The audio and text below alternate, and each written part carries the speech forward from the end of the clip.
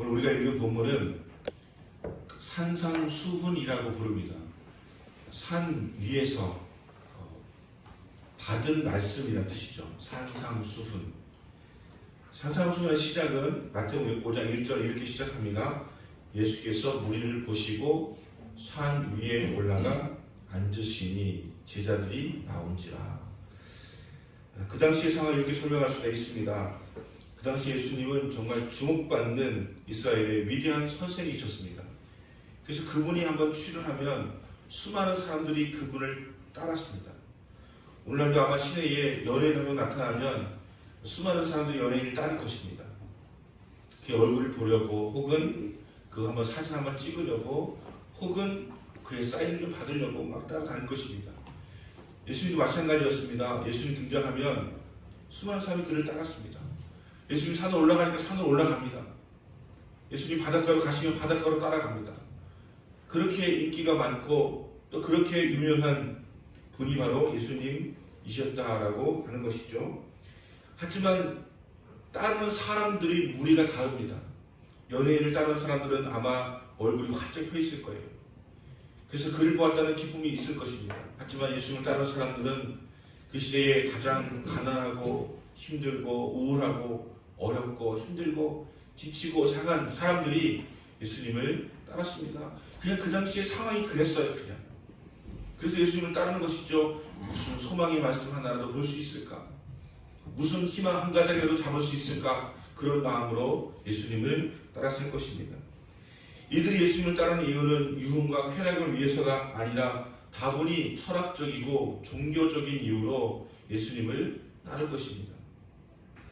언젠가 우리 김성수 목사님이 자신은 학생 시절에 철학가요 사상가였던 안병욱 선생의 에세이를 많이 읽었다고 하는 이야기를 하신 적이 있으세요. 김성수 목사님이 찬양만 잘하는 것이 아니라 나름대로 철학서적을 읽었다고 하는 것을 기억하셔야 됩니다. 안병욱의 그 글을 저도 많이 읽었지만 우리가 가난하고 힘들었던 시절에는 철학서를 많이 읽었어요. 또 철학가가 인기가 있었습니다. 그 당시에는 가난하니까, 그 당시에는 다른 희망이 없으니까 삶은 왜 이럴까라고 하는 생각을 참 많이 했습니다. 그래서 눈물 젖은 빵을 먹어보지 않은 사람은 인생을 논하지 말라. 눈물로 베개를 띄워보지 않은 사람은 인생을 논하지 말라. 배부른 소크라테스가 되기보다는, 배부른 돼지가 되기보다는 배고픈 소크라테스가 되겠다, 이런 이야기도 있었고, 가난 속에서 어떻게든지 인생의 의미를 찾으려고 노력하고 했었던 시기가 우리 과거에 70년대까지는 있었다라고 하는 것이죠. 가난하니까, 부자가 될 가능성이 많지 않으니까, 그래서 그 속에서 의미를 찾으려고 많은 분들이 설교를 듣기 위해서 교회를 오기도 했고, 철학사를 읽으면서 삶의 의미를 찾으려고 했고, 맨 듣는 테이프는 인생이란 무엇인가라고 하는 그런 이야기를 듣기 위해서 우리는 그렇게 테이프도 듣고 라디오 듣고 했던 그런 시절이 있었습니다. 진지하게 인생과 또 낭만에 대해서 이야기하고 노래하고 했던 시절도 분명히 있었습니다. 가난하면 그래요. 가난하면 자꾸 그것의 의미를 찾고 싶어져요. 삶이 고단하면, 힘겨우면 자꾸 그 속에서의 의미를 찾고 싶어지는 것이 보통입니다. 우리는 그랬어요. 생각을 많이 했고 철학을 많이 했고 사상을 중요하게 생각했던 그런 시절이 분명히 있었다라고 하는 것입니다. 지금 육신은 부유해졌는데 우리의 사고는, 우리의 정신은 생각하지 않는 인생을 살아가고 있습니다. 그냥 그저 살아가는 것이죠. 그저 내가 몸이 요구하는 것을 채우려고 살아가는 것이죠. 그러다 보니까 우리는 행복하다기보다는 불행하다는 생각을 더 많이 할 때가 많습니다. 의미를 생각하면 행복해져요. 근데 몸이 이끌려 살아가면 다 하는 것처럼 보이는데도 행복한 것을 느끼지 못한다고 하는 것입니다. 예수님께서 무리를 보셨다고 하는 것은 바로 지금까지 제가 말한 것을 무리를 통해서 보셨다라고 하는 것입니다. 무리를 보니까 이들이 슬퍼요. 그래서 우리가 아까 찬양 불렀던 것처럼 슬픈 마음이 있는 사람 예수 이름 믿으면 이라고 하지 않습니까? 그런 슬픈 마음이었어요. 너무 가난한 데다가 억압받는 데다가 나라를 빼앗긴 데다가 소망도 없고, 로마에서는 그렇게 세금을 많이 걷어가는데 우리 유대인 지도들까지도 등을 쳐먹고 살아가고 있으니까 소망이 없는 것처럼 그대로 살아가고 있는 그 눈빛을 예수님께서는 보신 거예요. 그들을 보시면서 마음이 아프신 거예요. 그리고 진정한 위로를 이들에게 주어야 되겠다고 하는 생각을 예수님께서 하게 되신 것입니다. 그러고 보면 예수님의 설교는 언제나 즉흥적이었어요. 원고 써가지고 하신 적이 없습니다. 언제나 즉흥적이었어요. 하늘을 보라 즉흥적이죠. 물 보시고 심령이 가난한 자는 즉흥적이죠. 그런데 논리적으로 완벽합니다. 그리고 그 내용은 너무 심오합니다. 그렇게 할 수 있었던 이유는 그것이 그분의 진심이었기 때문에, 그분이 가지고 있는 것이었기 때문에 그렇게 할 수가 있는 것입니다. 저는 원고를 써서 원고를 보고 설교를 합니다. 하지만 완벽한 설교는 원고를 보지 않는 것이에요. 원고를 작성하지 않는 것이 아니라 원고를 보지 않는 것이 가장 좋은 설교라고 생각을 합니다. 왜냐하면 원고를 작성을 하면 우리는 뭔가 좋은 미사여구를 따가지고 꾸미게 되어 있어요. 더 완벽한 말을 만들기 위해서 노력하게 되어 있고 거기 다듬게 되어 있고 내 것이 아닌 것도 집어넣을 수가 있게 되어져 있는 것이죠. 하지만 원고를 작성하지 않으면 오롯이 나한테 있는 것만 나오게 되어 있는 거죠. 내가 가지고 있는 생각만 나오게 되어 있는 것이죠. 그래서 저는 가장 여러분 중요하고 가장 핵심적인 것을 알 수 있는 중요한 방법은 인터뷰라고 생각합니다. 인터뷰는 그냥 원고 없이 그냥 물어보고 답하는 거예요. 그래서 거기서 인생의 관록이 묻어나고 그의 가치가 묻어나고 생각이 묻어나기 때문에 즉석에서 인터뷰가 대단히 중요하다고 저는 생각합니다. 인터뷰만큼 그의 삶도가 있는 것이 없어요. 책을 보고 원고를 쓰면 다듬어서 좋긴 하지만 날 것 같은 느낌은 없는 것이죠. 그래서 설교도 어찌하든지 간에 원고를 보지 않고 할 수 있으면, 원고를 작성하지 않고 있으면 더 좋지만 저는 예수님처럼 그렇게 할 수가 없죠. 실수할 수도 있고 논리가 맞지 않을 수도 있고 다듬어줘야 되니까. 하지만 저는 그런 생각을 하고 있습니다. 설교 원고를 작성할 때는 가급적 그냥 한 번에 작성하고 다듬지 않으려고 노력합니다. 저는 날 것 같은 것을 전하는 것을 더 선호하고 그것이 맞다고 생각하기 때문에 날 것 같은 거, 조금 거칠지만 날 것 같은 거, 이런 설교를 하고 싶다는 생각을 늘 꿈꾸고 있습니다. 예수님은 원고 없이도 저렇게 진리를 강력하게 잘 전하셨는데 나도 좀 그런 경지에 들어갔으면 좋겠다. 그럼 내 몸에 가득가득하게 뭔가 진리가 담겨 있다면 언제든지 그냥 툭 내어놓아도 진리가 전도될 수 있을 텐데 라고 하는 생각을 하게 되어진 것이죠. 그래도 어떤 사람들은 김철현 목사님은 뭐가 많이 담겨 있는 것 같다, 책을 많이 읽으셔가지고 뭐 이런 얘기를 해요. 마음이 찔린 마음도 있지만 어쨌든 제 마음 가운데 가지고 있는 생각은 그냥 질려도 진리가 나올 수 있는 설교자가 되었으면 좋겠다라고 생각 가지고 있습니다. 예수님이 문득 부러웠어요. 그래서 사람들의 마음을 보시고 그 눈을 보시고 그의 마음을 불쌍히 여기는 마음을 가지셔서 이들에게 지금 복이란 무엇인가 하는 것을 증거하고 있는 것입니다. 제자들이 먼저 나왔습니다. 그리고 무리들이 앉습니다. 제자들이 먼저 나왔다고 하는 것에서도 역시 제자들은 주님의 말씀을 더 가까이서 듣는 사람이 되어야 한다는 의미도 있는 것이죠.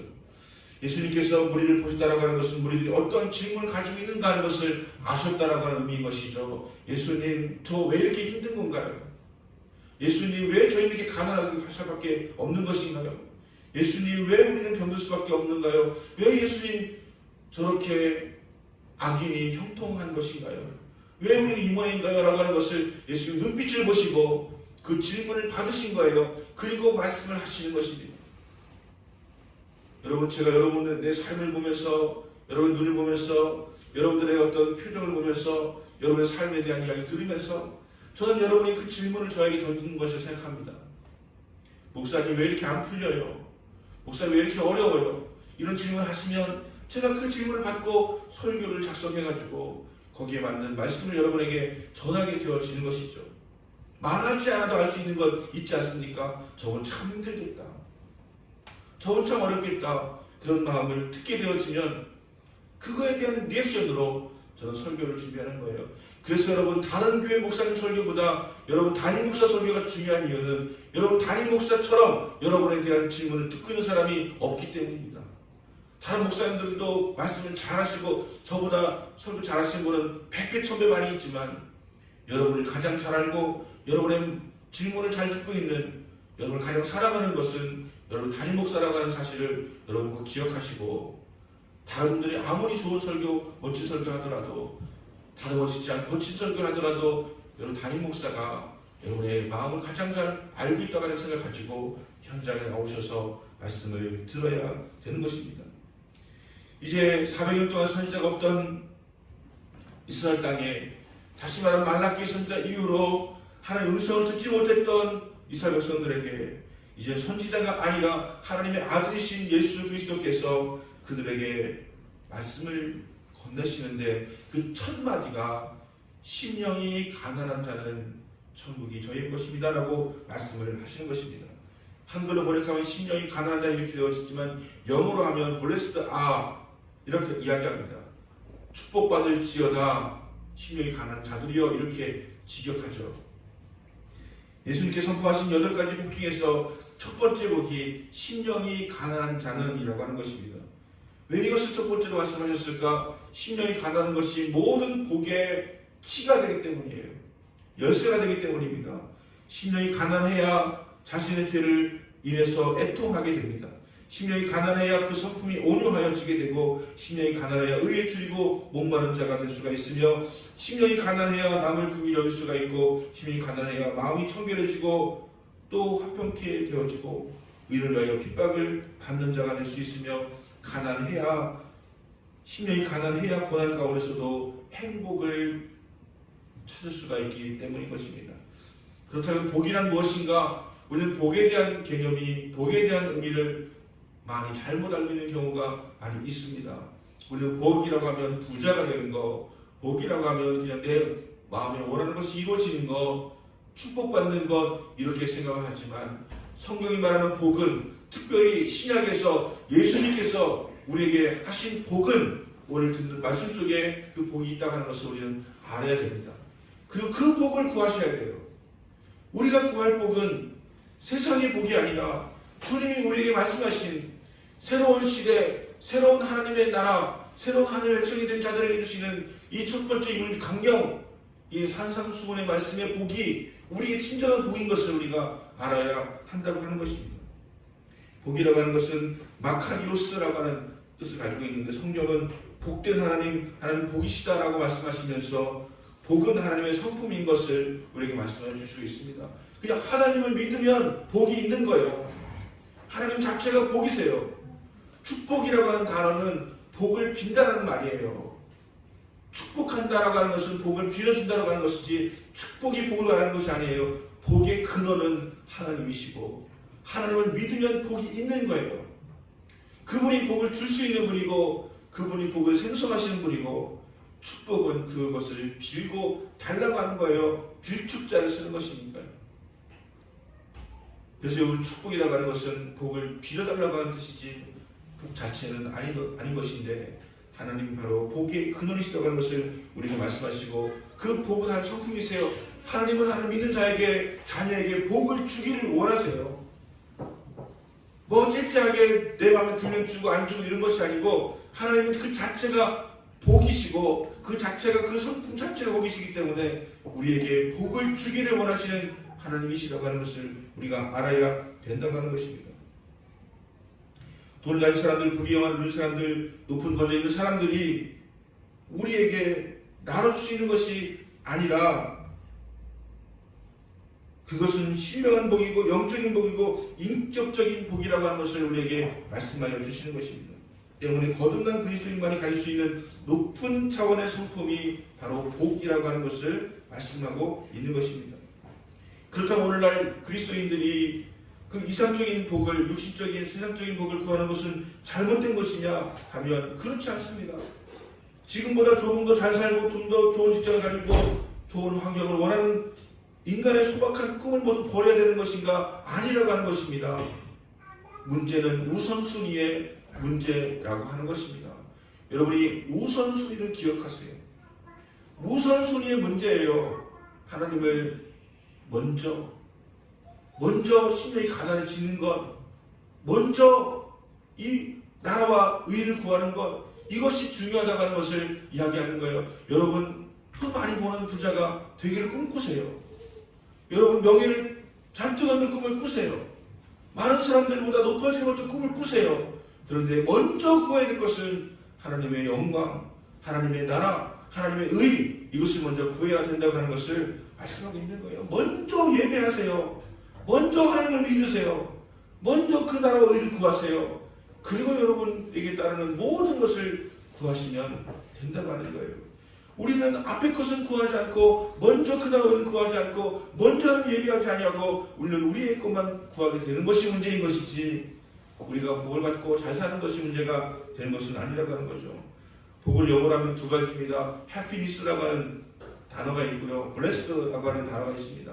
happiness라고 하는 것은 해픈에서 유래가 된 것인데, 해픈이라고 하는 것은 우연히 발생하는 것이라고 하는 것이죠. happiness는 우연히 발생한 것에서 유래가 된 단어입니다. 반면에 blessed라고 하는 것은 그냥 한마디로 말하면 피 흘림을 말하는 것인데, 예수님의 피 흘림으로 인해서 받게 되어진 복을 blessed라고 하는 것입니다. 대부분의 성경은 blessed예요. 주님의 보혈로 복을 받은 자들이여라고 하는 그런 뜻을 가지고 있는 것이죠. 이 블레싱이라고 하는 것을 직접적으로 하면 피 흘림인데, 블레싱 축제 많이 하잖아요. 블레싱 찬양 많이 하잖아요. 이 블레싱이라고 하는 것은 하나님께 제사를 드린다라고 하는 단어에서 유래가 된 것인데, 하나님 요구하실 때 내 시간 드릴 수 있는 것, 하나님 요구하실 때 내 물질을 드릴 수 있는 것, 하나님 요구하실 때 나의 자체를 드릴 수 있는 것, 이것이 복이라고 하는 것이에요. 블레싱이라고 하는 것은 하나님과의 만남 속에서 하나님께 제사를, 예배를 드린다라고 하는 의미에서 시작된 것이 블레싱입니다. 라틴어로 베네디세레라고 하는 단어를 쓰는데, 이 말은 누구와 좋은 말을 나눈다는 뜻이에요. 다시 말하면 나누는 것이 복이라고 말씀을 하는 것입니다. 이웃과 나눌 수 있는 만큼이 복이라고 하는 거예요. 왜냐하면 인생의 종착점에 서가지고 보면, 인생을 마치고 하나님 심판대에 섰을 때에 그것만 남거든요. 하나님 섰는데 너 뭐하고 왔니? 저 일생 땅 평수 늙이냐고 살다가 아무것도 나누지 못하고 왔습니다 라고 한다면, 우리는 받을 상급도 없고 칭찬받을 것도 없는 거예요. 주님 앞에 섰을 때에 이 땅에서 뭐하고 살아왔니? 아파트 평수 늙이냐고 살았습니다. 이것을 하나님께 자랑할 수가 없는 거예요. 우리가 누군가와 나눴던 것, 우리가 누군가와 함께 했던, 공유했던 것들, 이런 것들만 남게 되어지는 것이고, 하나님께서 잘하였다라고 말씀을 하신다고 하는 것입니다. 내가 아무리 많이 가져도 하나님의 요구 앞에 내어놓을 수 없다면, 이웃들의 아픔을 어루만질 수 없다면, 이웃의 필요를 채울 수가 없다면, 그것은 복이라고 할 수가 없다라고 하는 것이죠. 복은 나눌 수 있는 것, 그것이 복이라고 하는 것을 분명히 말씀하고 있습니다. 만약에 그것이 없다면 그것은 이기심이고 욕심이고 탐욕이며, 그것의 끝은 멸망이 되는 것입니다. 아무리 가진 것이 없어도 감사함으로 드릴 수 있고 기쁨으로 나눌 수 있다면, 성경은 그것을 두고 복이라고 한다고 하는 것입니다. 이를 위해 첫 번째 성품은 무엇이냐? 심령이 가난해지는 것입니다. 심령이 가난을 알기 위해서 우선 심령이 가난한 것이 아닌 것을 알아야 되는데, 누가복음 18장에 두 사람이 함께 하나님 앞에 성전으로 기도하러 올라가는 장면이 나옵니다. 첫 번째는 바리새인이고, 또 한 사람은 이 사마리아 사람이었습니다.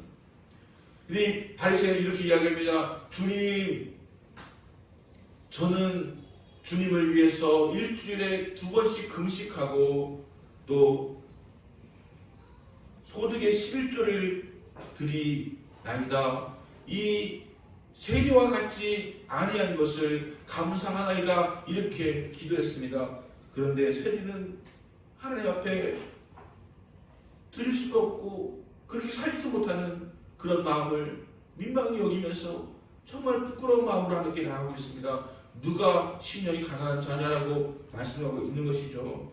심령이 가난하다는 것은 곧 물질이나 지식이 가난을 의미하는 것이 아닙니다. 세상적인 가난을 의미하는 것이 아닙니다. 성경은 물질의 가난을 예찬하지 않습니다. 여러분, 물질로 가난하다고 해서 심령이 가난한 것도 아니고요. 물질이 부유하다고 해서 심령이 가난하지 않은 것도 아닙니다. 물질이 부유해도 심령이 가난할 수가 있어요. 물질이 없는 사람 중에서 심령이 가난하지 못하고 부유한 자가 있습니다. 우리는 물질을 얼마큼 가졌느냐에 상관없이 우리 심령이 가난한 자가 되어야 한다고 말씀하는 것입니다. 그렇다면 도대체 심령이 가난한 사람은 어떤 사람인가? 첫 번째, 가난한 마음이란 자기 자신을 있는 그대로 발견하고 있는 그대로 받아들이는 것입니다. 우리의 불행은 있는 그대로 받아들이지 못하는 데서부터 오는 것입니다. 다른 사람과 비교하는 데서부터 우리의 불행은 시작이 되는 것입니다. 거듭난 그리스도인은 어느 날 자기 자신을 이 성령의 도우심으로 바라보게 됩니다. 그 순간 하나님 앞에서 무능력을 발견합니다. 내가 무능하구나. 내가 할 수 없구나. 내가 부족하구나. 누군가에게 무엇을 줄 것도 없고 가르칠 것도 없고 주장할 것도 충고할 것도 없는 내 자신을 발견하게 됩니다. 아무것도 없으면서 어떻게 그렇게 충고도 잘하고 아무것도 없으면서 어떻게 그렇게 잘난 척도 하고 그런 사람이 되는 것이 아니라 하나님 앞에서 나는 무능한 사람이구나. 사람들에게 나눌 수 없는 사람이구나. 가르칠 것이 없는 사람이구나. 내가 무슨 주장을 할 수 있겠는가 라고 여기는 마음이 심령이 가난한 자의 모습인 것입니다. 그토록 간절히 했던 기도도 하늘로 갔던 전도도 봉사도 헌금도 내 의가 아니라고 하는 것을 깨닫게 되어지는 것입니다. 자신은 죽음과 진노와 심판대 앞에서 하나님의 긍휼과 용서와 자비와 은혜를 구할 수밖에 없는 알몸 같은 자기 자신을 발견하게 되어진 것입니다. 벌거벗은 나의 모습을 보게 되어지는 것이 바로 가난한 자의 모습이라고 하는 것입니다. 마태가 말하는 가난은 푸토코스라고 하는 말을 사용하는데 이 말은 너무도 가난해가지고 다른 사람의 도움 없이는 살아갈 수 없는 상태를 의미하는 것입니다. 여러분, 심령이 가난해가지고 내가 주님의 도움을 받지 않고는 단 하루도 단 한순간도 살 수 없다고 하는 그 마음, 그것이 심령이 가난한 자의 모습이라고 하는 것입니다. 여러분 자신을 있는 그대로 받아들이고 수용하십니까? 나의 상황을 있는 그대로 인정할 수가 있느냐라고 하는 것이죠. 이런 사람은 다른 사람 비난에 상처받지 않습니다. 다른 사람이 무슨 말을 하는 것이 나에게 중요하지 않습니다. 이미 나는 그렇게 낮은 사람이기 때문에, 이미 나는 바닥에 있는 사람이기 때문에 누군가가 나를 낮출 때, 누군가 나를 비행할 때, 누가 나를 욕할 때 마음에 상처받지 않습니다. 영국에 나온 위대한 선교사 윌리엄 캐리에게 한 인도의 지식층이 비난하면서 이렇게 질문합니다.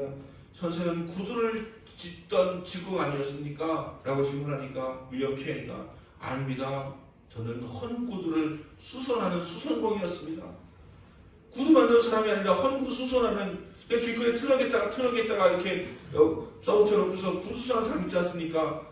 그마저도 구두 수선공이라고 욕하는데 나는 그것도 못됩니다. 나는 헌 구두 수선하는 사람이었습니다. 라고 이야기했다고 하는 거예요.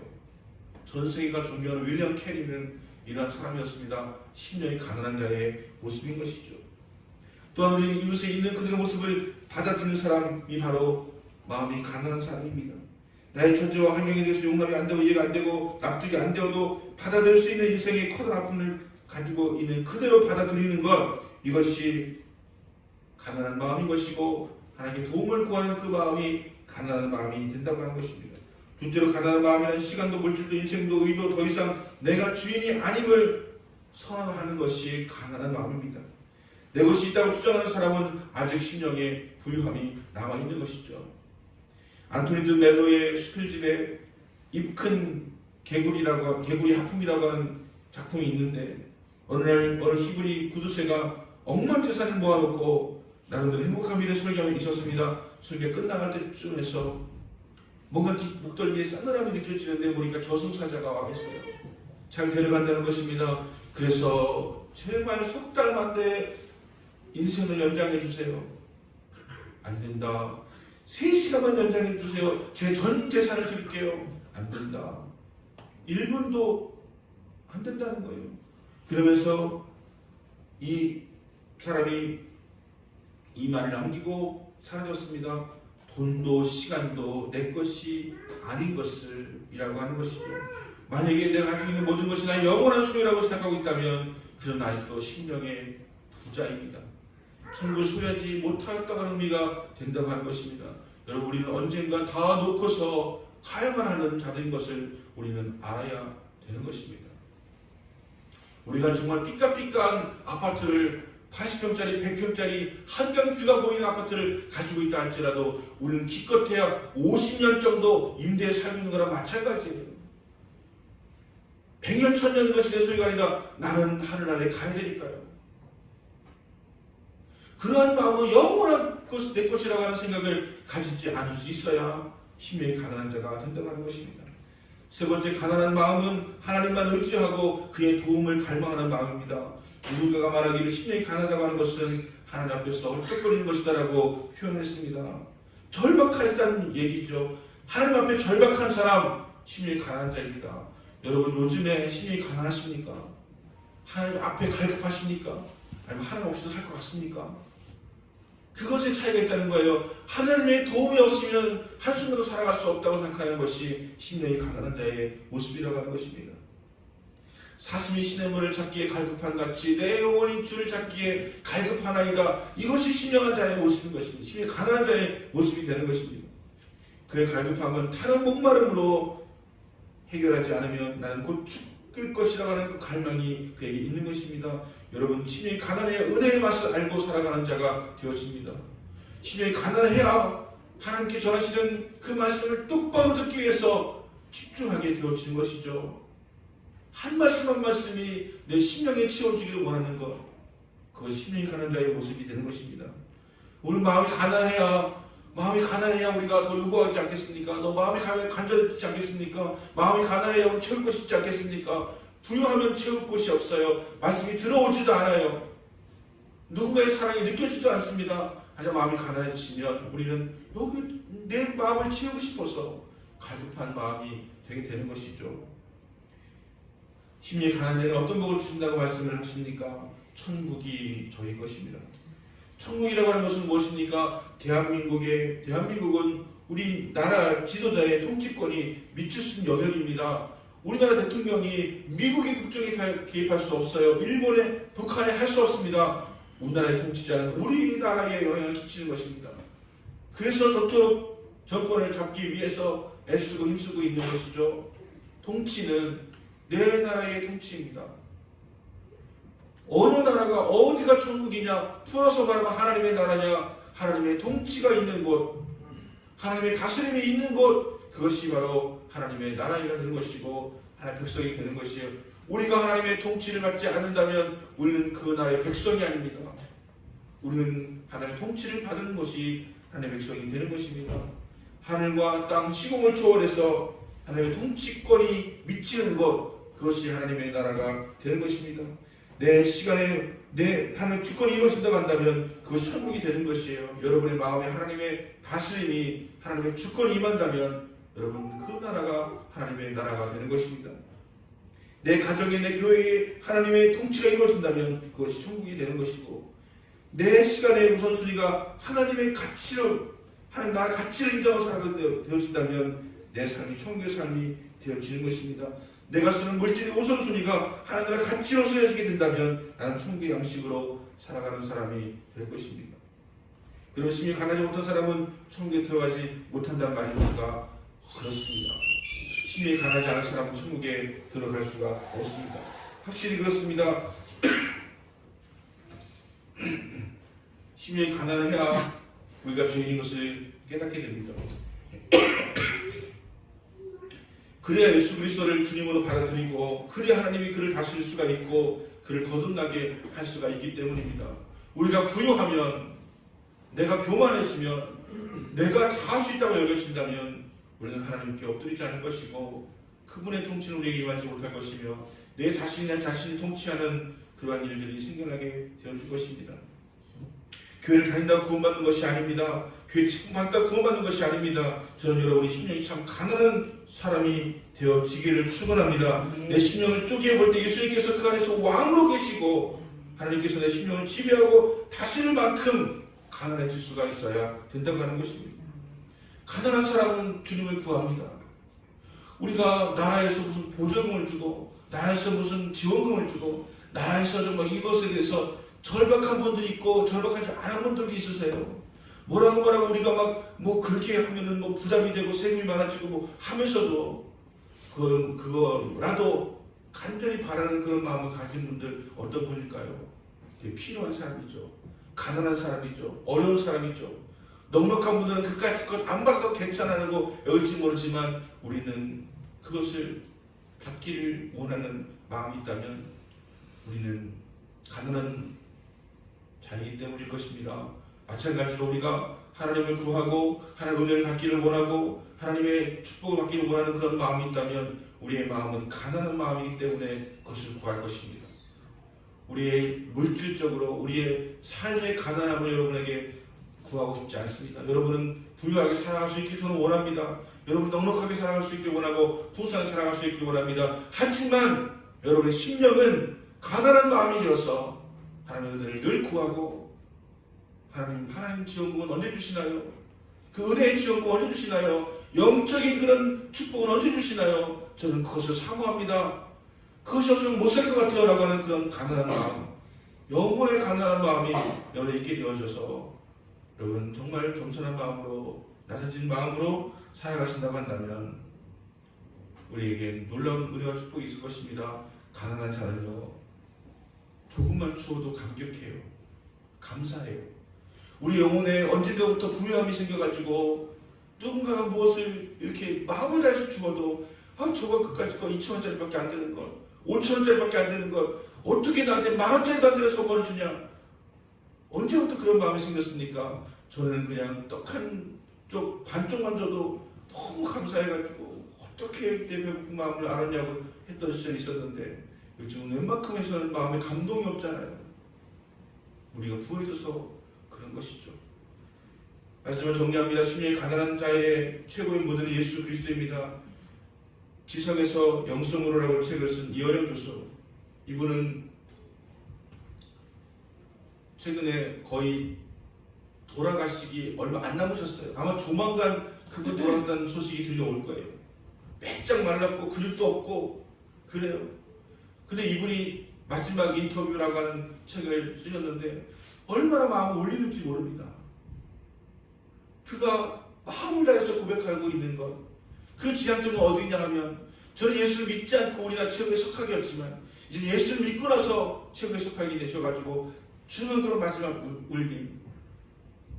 예수를 믿게 된 것은 로또를 1,000만 번 맞은 것보다 더 놀라운 일이라고 하면서 예수를 믿는 것의 목표는 예수를 닮아가는 것이라고 이야기하는 그 이어령 교수의 이야기를 들으면 정말 놀랍구나.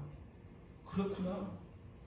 그 딸 이민아 목사가 얼마나 아빠를 위해서 기도를 많이 했던지, 그 이민아 목사가 죽은 이후에 이어령 교수는 오직 딸의 기도에 귀를 기울이고 예수를 믿게 되어지고 이제 지성에서 영성으로라고 하는 그런 책을 쓰고 마지막 인터뷰에서 그런 진짜의 삶의 깊이를 이야기하고 있습니다.